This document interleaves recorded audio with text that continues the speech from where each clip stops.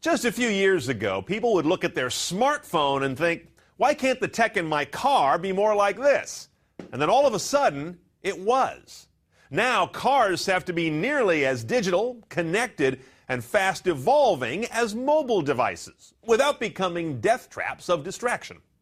In this episode of CNET Conversations, we meet the Chief Technology Officer at Ford, Paul Mascarenhas, who has the cutting edge of this major automaker on his plate at a very tech-forward time.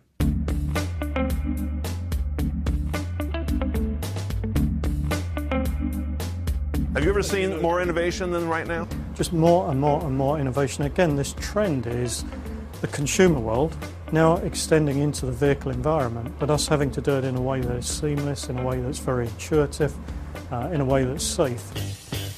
Mascarenhas became CTO of Ford in January 2011, right around the time Ford Sync got the ability to integrate third-party apps like Pandora and Stitcher. That's also the point in automotive history where a lot of folks began wondering aloud where an app-based car leads us in terms of distraction. The answer to that question begins in Ford's vehicle simulator, Vertex. This is like aerospace technology, right? This is like something that NASA would use. Well, it's very similar to a flight simulator. Yeah. That's exactly what it is. It's a very, very real driving experience. You can see here the view from a driver's seat in terms of the street scene. We've been using this for about 10 years now to simulate all aspects of the driving experience. I mean, if you think about the driver distraction in the broadest sense, it's everything from the headline grabbing, texting while driving, phone calls while driving, but there's a lot more going on.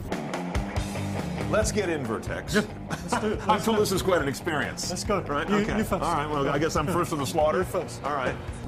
So what do you do in a simulator like this? What are you learning from me doing this? Well, the first thing is just the driving experience itself, so we can experiment with lots of different setups in the vehicle, whether it's seating positions, steering wheel configurations, the type of displays that we have in the car. You'll also see in front of you, Brian, there's some cameras there.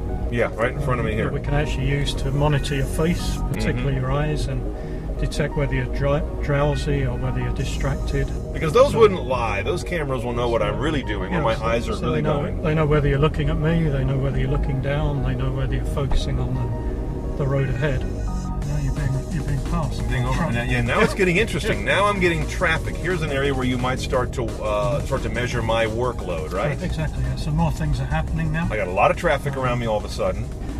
We might choose, for example, to say, hey, I can't receive a telephone call now.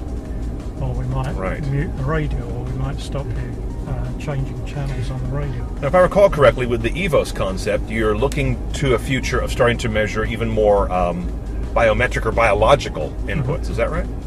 It is, and one of the things that we have in the EVOS as a concept is a heart rate monitoring seat. We can use that information to shut down displays, to shut down the telephone features, and really just help you concentrate on the driving.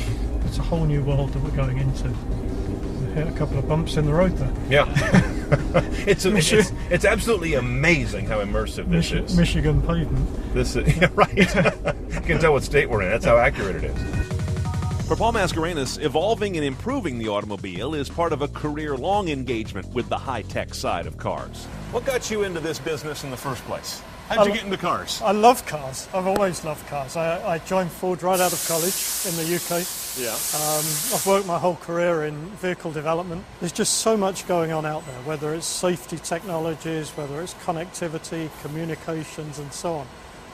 How you stitch all of those things together in a vehicle and provide this different and kind of wonderful user experience has just been fantastic. How can it be anything other than an exciting business to be in? Now, not long ago, a CTO at a major car company might have been somewhat out of the spotlight, while the focus was more on styling or horsepower, even rebates. But today, a CTO like Paul Mascarenhas finds himself very much at the center of the action, anywhere but the middle of the road.